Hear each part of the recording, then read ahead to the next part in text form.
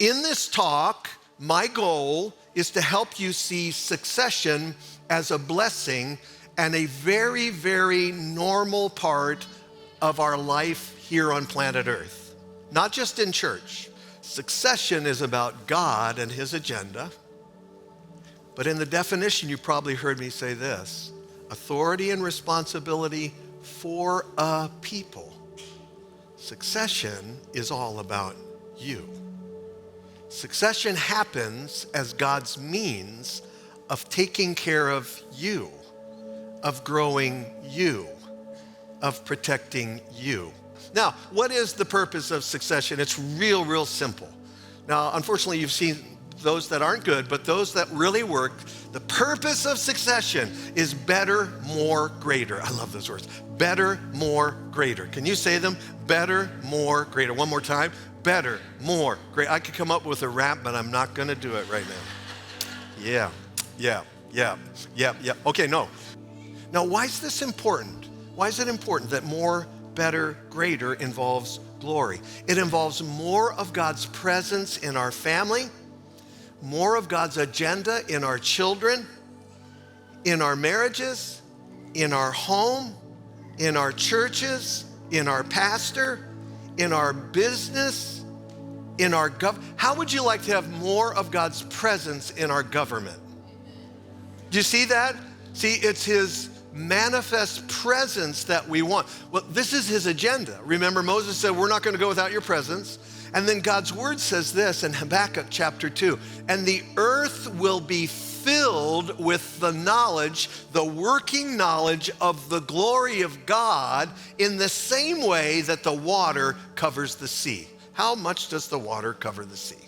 Completely. Do you know God's design from the beginning in the succeeding to Adam and Eve was that as they multiplied, God's glory would spread, his presence, his companionship, his power would spread throughout the entire world. What would that be like if God's presence was not only in your children, but throughout the world, in their schools, in the places where you shop? Did you know that's God's grand agenda? And that's why you all are Lifegates. You're carrying his presence everywhere you go. Someone willing to, be an example. Let me see how, you would be good.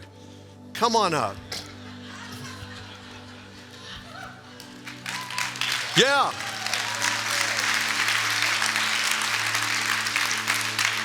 Okay, so right here, you're Elisha. What's your name? Micah, nice to meet you. It's a pleasure. I like you, I think. All right. Okay, good. And so we're going to act this out of the blue. Now, he doesn't know I'm here. I'm back over here, and he's plowing a field with his oxen. And I see this is the one, this is the one, this is who God has said. And I come up to him, and I do this. Now, can you imagine? People knew this. If the prophet throws his mantle on you, you have a choice in life. You can keep on plowing, or you can choose and your whole life is going to change.